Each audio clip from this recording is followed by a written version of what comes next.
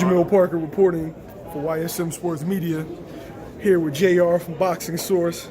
JR, what'd you think of the fight card? The whole fight card, I mean, you had, a couple things where you see Callum Smith, take out Hassan Ndam. I mean, that one was not really much of a matchup. You had Ndam coming from middleweight to super middleweight against Callum Smith, who was, regarded by some as a top-rated super middleweight, so that wasn't going to be much of a fight. The Taylor Persoon fight looked like it was very close. Some people thought Persoon won. I thought Taylor took it with the boxing. She just, allowed Persoon to get to her in the late rounds and get caught a few times. And of course, Joshua Ruiz, you see what happened after the third round. Ruiz gets knocked down, and then Joshua tried to take advantage, and then he got hit, and his whole equilibrium just went off, and you just saw history in the making right there. Now, before the fight, you were preaching that you shouldn't let fights over marinate. Especially in the heavyweight division, you should let fights marinate. Now, there have been a few guys that have said that, you just can't go too long without trying to make the biggest fight possible as soon as possible, because you never know when a fighter loses, no matter who loses. In the heavyweight division, it's the heavyweight division. So, I mean, my thing is here, you just saw a clear example of that where anybody could get clipped, anybody could get taken down, and Ruiz was the person to take down Anthony Joshua here tonight. This really wasn't a clipping. This was more like a beating.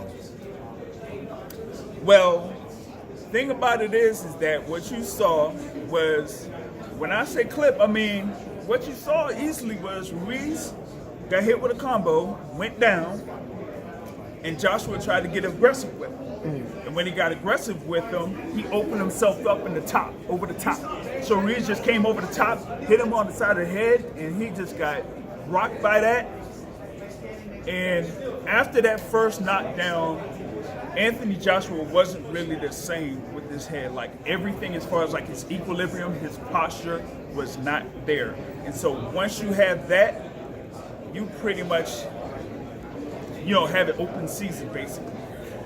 What do you think this does for the heavyweight division? Does it make it more exciting, or does it lose its luster? I think that it makes it more exciting, because here you have one of the biggest upsets, since Rockman Lewis, Klitschko Sanders, that opens up the heavyweight division and just says that, hey, I mean, anybody could, basically get anybody. And with Ruiz getting this win over Anthony Joshua, not only does it halt the momentum of potentially having an undisputed heavyweight championship fight taking place, but it also just says that, okay, you have now Ruiz up there within the top part of the heavyweight division right now. And unless there's an immediate rematch or something like that, or maybe, potential Ruiz versus Wilder for the undisputed championship. Wait, let's touch on that. Do you think Wilder pulls a fast one? Ooh, that is the key thing that we're going to be seeing over the next week or week and a half, is if you're going to have Deontay Wilder and his team immediately say, hey, Ruiz is the unified heavyweight champion of the world. We want to get that fight with Andy Ruiz. Because right now you would have, instead of Wilder Ortiz, you would have Wilder versus Ruiz. And with Wilder Ortiz, you will only have one belt on the line. With Wilder versus Ruiz, it would be for the undisputed championship. So it's why not fight for the undisputed championship right now? I mean, for me, I would go for it. And of course, Brother Jamil, me and him have been going back and forth for a long time about this.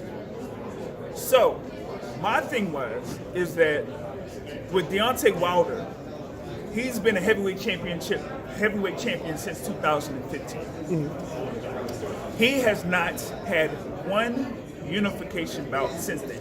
Do you think that's 100% his fault? Not 100% his fault. But my thing is this. Now you have Ruiz that's working with the same guys that are working with Wilder. So my thing is like this is the opportunity. I felt that there was an opportunity in 2016 to have at least one unification, but it didn't happen. But now you have all the belts. You could make your claim and say, look, I could be the undisputed heavyweight champion of the world. But why not go after it now? But that also depends on what's in the contract as far as with the rematch clause. Now, I've seen guys maneuver through rematch clauses before. Right. They've worked around rematch clauses in order to. A guy that powerful, like Joshua. That's the key thing that we gotta figure out. Is Andy Ruiz going to go towards Wilder and his team and say, hey, I got all the belts.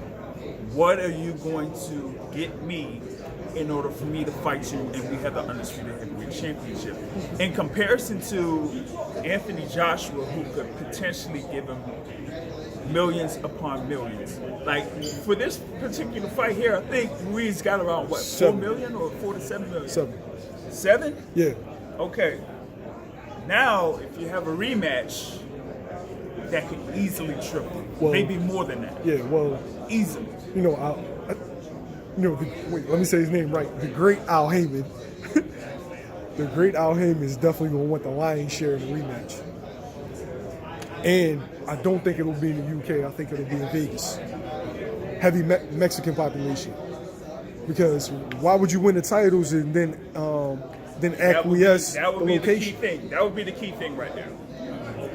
You set up the fight to be in Las Vegas. With it being in June, it would be too soon to have a rematch in September. So you can't really do it like that. But if you have it closer to November or December, see if you can get as many Mexican fans to come to Las Vegas as you can and make it be basically the biggest, as big as a heavyweight fight as you could possibly have in Las Vegas. So you would have a lot of Mexican fans, you would have a lot of fans from England coming to the fight in Las Vegas. So That's definitely too fanatical. Two fanatical fan bases coming together for the rematch. I'm pretty sure there's going to be a lot of fights on the strip that weekend. Ooh, there will be a bunch. Let me tell you something. I mean, it would be to the level, I don't know if it would be to the level, but close to the level as Mayweather-Canelo. The week of Mayweather-Canelo, the strip was packed. It was packed. Now here, for the rematch, I don't know if it's going to be that packed. I would have to see what happens as far as like how Mexican fans welcome Ruiz as the new unified heavyweight champion of the world. But if they like, welcome him with open arms, have a bunch of celebrations and everything like that, just carry off that momentum. You have the rematch in Las Vegas. Big money. Thanks, JR. Appreciate it, man. No problem.